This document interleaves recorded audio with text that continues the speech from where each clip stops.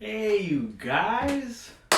Welcome back. Hi again. Welcome back to my weekly series where I share a little bit of my knowledge about the fitness and nutrition world and also maybe give some insights and tips to motivate and maybe inspire at some point.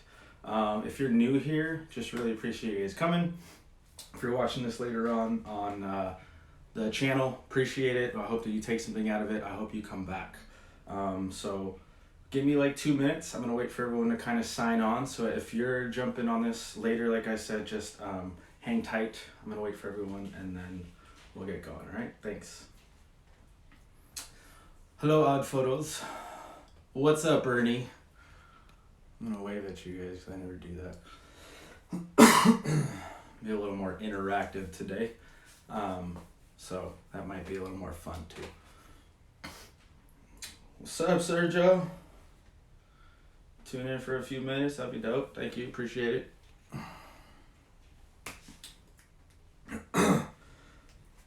Crap. Excuse me. Here we go. Sergio, since you're new here, just want to give a quick little recap. This is my little fitness nutrition series. A little bit of inspiration, motivation when I can, and then also just kind of sharing my knowledge and just my opinions, I guess, in a sense. So if you take something out of it, great. If you come back, great. Also, appreciate it, man. Thanks. Give me a few minutes. I usually have a few more people sign on, and then we'll get started. Like 1 minute, maybe. I see you working too in the gym, bro. Get after it.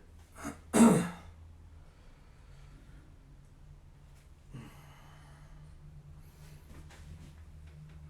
does this do? I don't even know what these buttons do. I figure it out.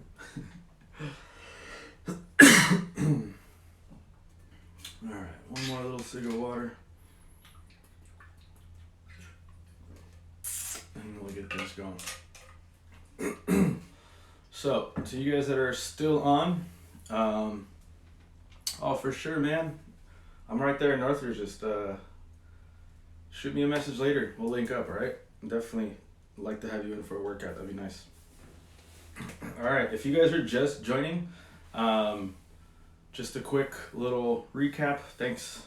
I got my ring light, G. Little recap of what I'm doing today. We're going to be cycling through different themes each week. This week is fitness, so you'll get fitness throughout this week. Motivation, inspiration the next week, and then back to nutrition. So we'll be cycling through that. Today I'll be discussing the importance of having a coach in your life.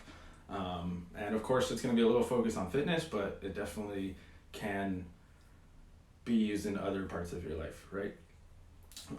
So yeah, of course, I may seem a little biased because I myself am a coach, and so I may say some things that may seem I'm trying to bring myself up here, or coaches in general in my profession, but no, I'm not here to try to sell you my services or sell you anything. I'm just here for the information and to share what I like. So, like I said, enjoy. Hope you get something out of it. Hope you take something from it. So, let's dive in, guys. Real quick, just a nice little stat. I don't know if you knew, but 50% of people in the world who are overweight or obese are actually trying to lose weight. So if you think about it, 50% of people, that's half the population, obviously. You would think that obesity wouldn't be such a problem. So why is that? Why is long-term weight loss such a difficult thing to achieve, and why is it so hard to sustain? There's a few reasons. We're gonna go over those, and then we'll go over a little bit of like some coaching takeaways that you can kind of implement in your life, or that you can kind of start to see what you need to do to change, right? So first things first, after you lose weight, you actually end up burning fewer calories. So if you're at 200 pounds and you lose 50 pounds, your body's not gonna need as much energy to sustain your living, so it's not gonna burn as many calories, right? So your resting energy expenditure, that's basically your body at rest when you're not doing anything. Like right now, what I'm doing, I'm still burning calories. I'm moving, I'm breathing, my heart's beating, my brain's functioning a little bit. That uses calories, believe it or not. So if you lose 2.2 pounds of fat, so if you lose 2 pounds of weight, you're gonna burn about 20 calories less, right? So, take that for what it is. If you lose 20 pounds, you're gonna burn about 200 calories less. So you're gonna have to also consume less, right? So you'll have to adjust your calorie intake because you keep eating the way you were when you started losing weight, it's gonna just maintain and keep going up, right? So what also happens with that, because you have to eat less, it kind of sucks because then your appetite increases also. So you kind of have this like pull this way and pull this way where you need less calories, but your stomach's like, or your body's like, dude, feed me, man. I need to eat more food right now. So there's a little bit of a gap there where, it's hard to combat, and it makes continuing that pretty difficult, right? So I can't. Oh, for sure, man. Thanks, man. I always appreciate you tuning in. I know you have before, so I appreciate that, man. Thank you. So, just real quick, if you're on, I do have these for YouTube. I'm gonna upload them on another day, record them specifically for YouTube. So this will be a little more interactive and more live. So if you do have something to say, just say it. I'll interact with you, so that we can keep it a little bit more one-on-one or one-on-many, right? So like I said, your appetite increases, right? So for every 2 pounds of weight lost, that drives you to eat about 100 more calories. So if you lose 20 pounds, you need about 800 more calories. That's a lot of calories, right? So it's thanks, D. Appreciate it. I'm not talking to you, man. I gotta disable that. I don't even use that. So for every 2 pounds of weight loss, the drive to eat increases by 100 calories per day. So your body's gonna want more because it thinks it needs to be here when you've brought it down here. And if you've brought it down here safely, change your diet a little bit, exercise, that's fine. Your body needs to reset and adjust. Interestingly enough, though, it takes a lot for your body to come back down. It takes like 3 to 4 years, maybe longer. So that's why you need to build sustainable habits long term, so that the weight just doesn't come back, right? So we can definitely see how difficult it is at that point to really lose weight, because you have, okay, I need to consume less calories because I've lost weight. I know that, but my body is craving like 400 to 500 more calories. What the fuck am I supposed to do? It makes it really challenging. So it can make you probably feel helpless too. Like, damn, man, what am I supposed to do? My body's just accustomed to this. So I'm just destined to be overweight or obese or big. No, that's when you make those long-term habit changes, right? So one more thing, a couple more things actually. Weight loss isn't just about what you eat, right? So it's not just, okay, change your food and you're gonna lose weight. Yes and no, but you have to understand what to do to maintain it long term. So there's several different things that impact food choices and eating patterns, right? Your culture. It's hard to stay away from foods that we're so accustomed to growing up and we enjoy so much. I'm Salvadorian. I love pupusas, and that's freaking just carbs, grease, and cheese, and it's not necessarily the healthiest thing to eat, but god damn it if I'm not gonna say no to one of those, okay? Or if I am gonna say no to one of those, I'm not gonna say no. Your social factors, how you're able to pay for certain foods, right? If you want to get on like a vegan or paleo diet, hot Cheetos, yes, hot Cheetos, man. Can't be eating those all the time. You're 18 bags a day. I don't know if you guys noticed, but there is a pupusa emoji in iPhone. All right, awesome, right? All right, sorry guys, we're sidetracking. Social factors. If you want to get on a vegan or paleo or a keto diet, there's certain food that you have to buy now that you may have not bought before. So it may cost too much.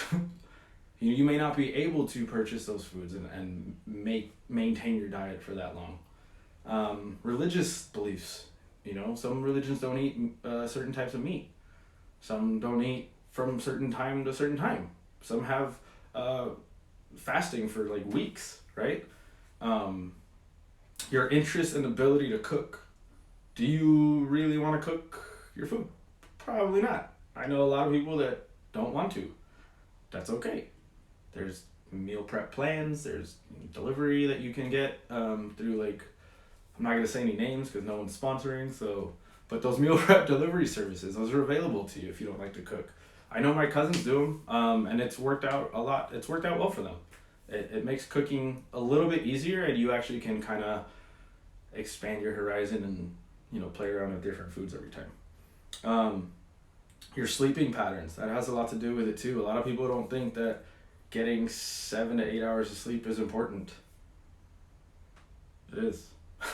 It really is. It's important to weight loss and it's important to recovery. If you don't sleep, your body doesn't have its natural restorative processes happen so that when you wake up in the morning, you're fully energized and your body has completely rid itself of essentially the toxins in the food that we've eaten, so that you can restart fresh. I personally try to get like 7 hours of sleep. I'm in bed by like 9:30, guys. So yeah, I try to get my sleep. Yeah, I'm old, whatever. 9:30 is not too late. And then your stress and your schedule always impact your food choices, right? If you have a schedule where you work from 8 to 5 and you have a 30-minute lunch break, and when you get home, you have a commute, so it takes you an hour to get home, and it's 6:30 by the time you get home. You're like, man, I don't want to cook right now. By the time I get to eat, it's going to be like 7:30, and then I got to go to sleep. So what do? We order food, we eat out. It happens, right? But we have to understand that if those are things that are in the way, plan your meals ahead of time or cook on Sunday. You probably don't want to do that, I'm sure, but that's what you have to do if those are the goals that you have. Okay? Don't get mad at me. So, like I mentioned earlier, 50% of people are trying to lose weight, and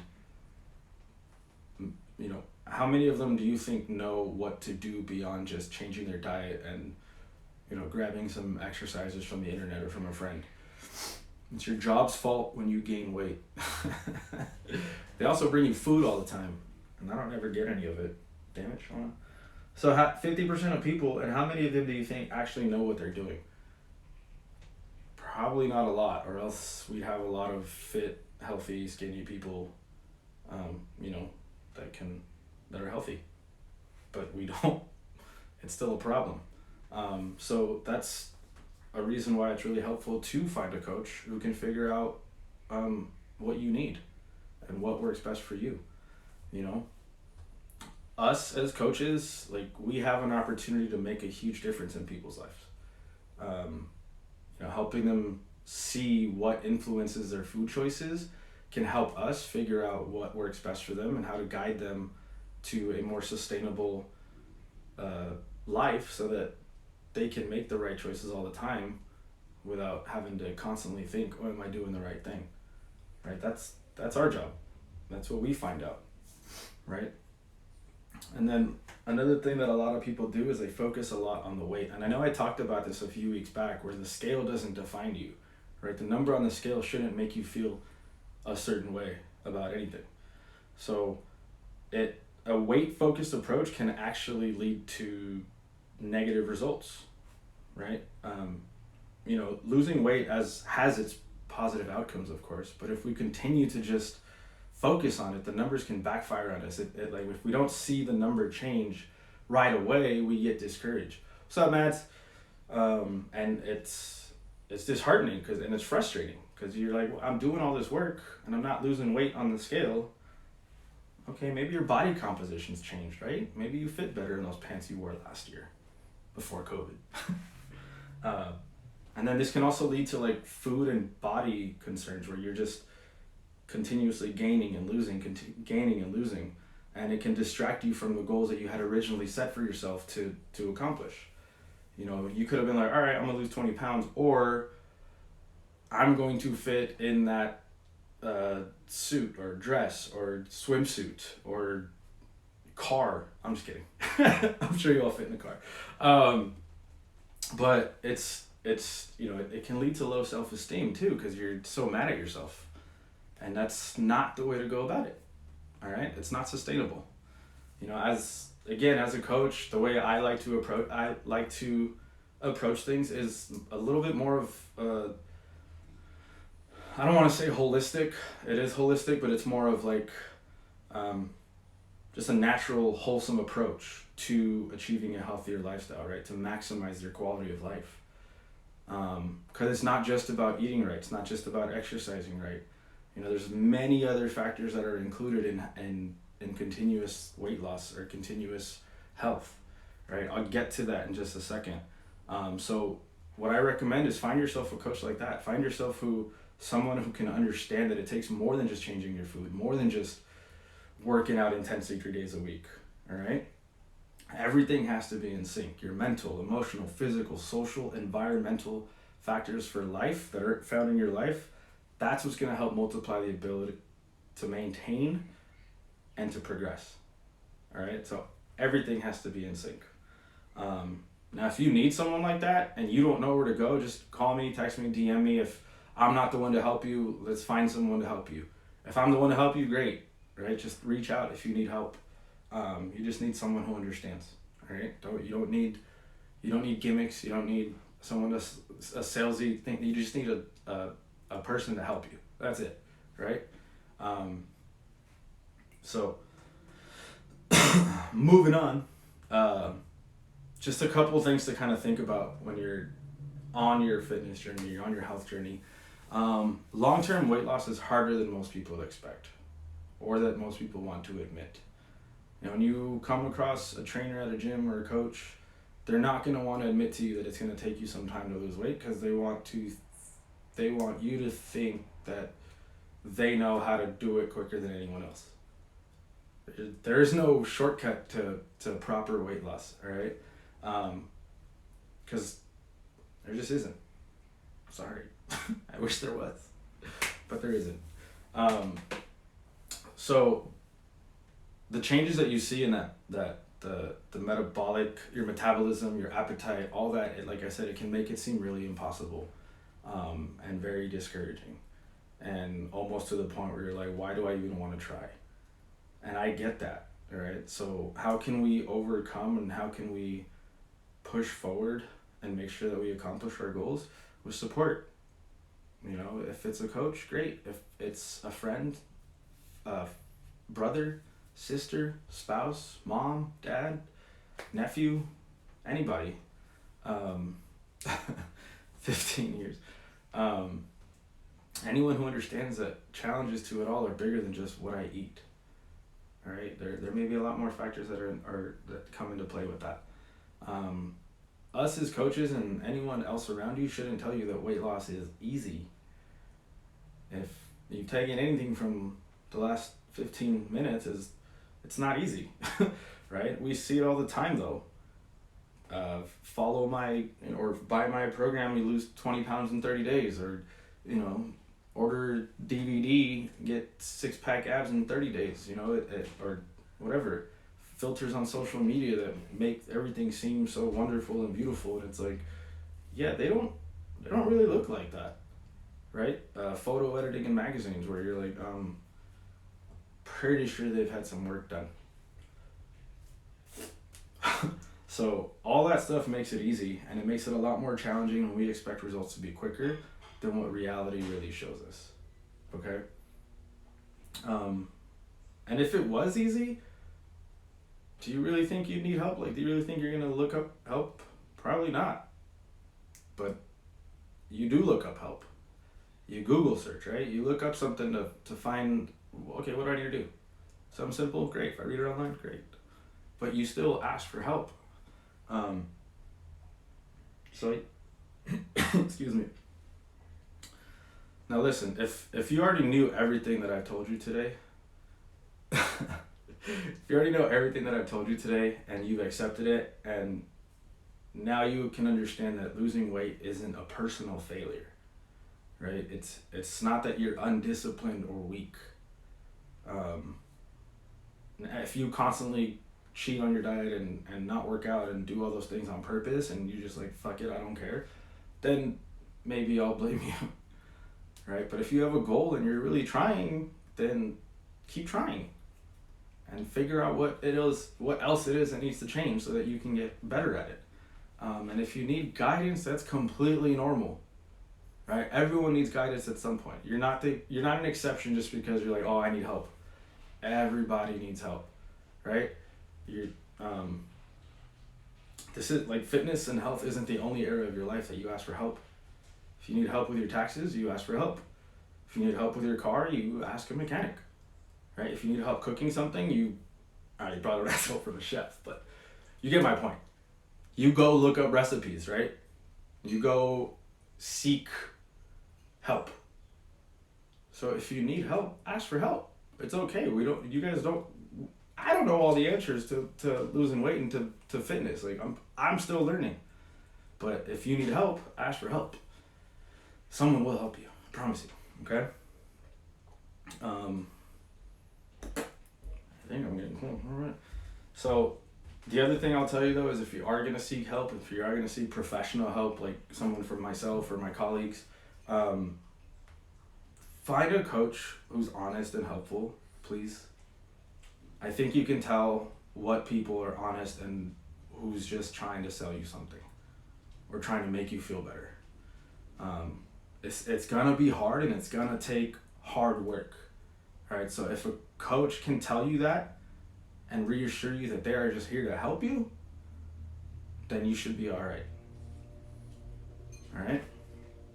And then the last thing I want to talk about is focusing on building your fundamental skills through what's called a deep health approach. So what is deep health? That basically means your physical, relational, existential, mental, emotional, and environmental feelings around you, right? Physical, just feeling good, energized, thriving. Relational, being connected with others, like your social circle, feel like you belong. Existential is more of like a sense of purpose, like what am I doing here with this world?